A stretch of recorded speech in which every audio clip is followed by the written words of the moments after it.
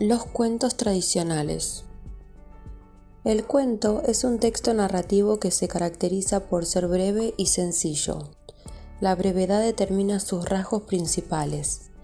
En los cuentos sucede una sola cosa principal, es decir, un acontecimiento único.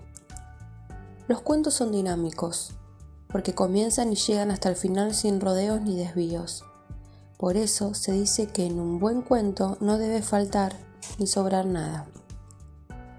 Los cuentos son intensos, pues en un buen cuento el lector permanece en vilo desde el principio hasta el final. La mayoría de los cuentos se desarrollan en un espacio y tiempo únicos, es decir, tiene un solo ambiente y su historia comprende solo un periodo de tiempo.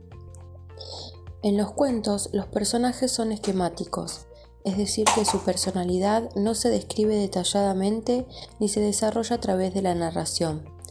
En ocasiones carecen de nombre y los conocemos solo por su oficio o por un rasgo personal. Clases de cuentos.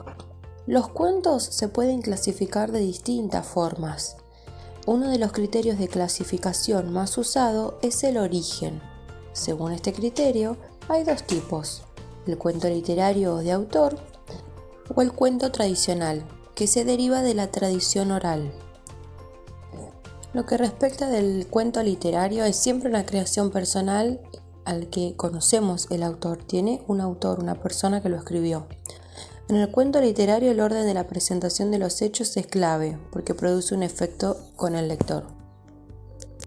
En cambio, el cuento tradicional, como lo indica el nombre, procede de la tradición oral. Es decir, que el cuento tradicional tiene sus orígenes en el mito y en la leyenda, va pasando de generación en generación, ¿sí? Tienen en común los siguientes elementos. En la estructura hay tres momentos fundamentales en el cuento, que es la situación inicial, el conflicto y la resolución. Los personajes, que está el héroe o la heroína, que es el personaje principal. Los objetos, que son elementos que retratan la personalidad del héroe y lo acompañan en su vida diaria. El tiempo. En los cuentos tradicionales el tiempo no es el de los calendarios ni el de los relojes. Un siglo puede ocurrir en un segundo. El paisaje.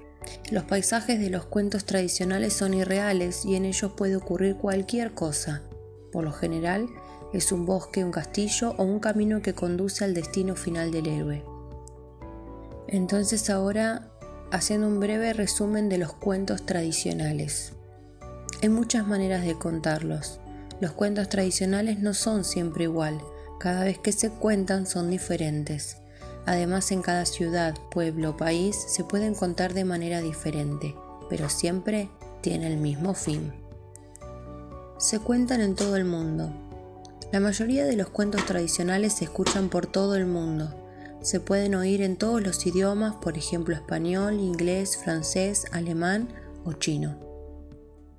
Son de todos. Los cuentos tradicionales no tienen dueño, son de todos. Además, se pueden leer, escuchar, contar, incluso dibujar. No se sabe quién los escribió. La mayoría de los cuentos tradicionales no tienen autor. Esto es que no se sabe quién lo contó o escribió por primera vez.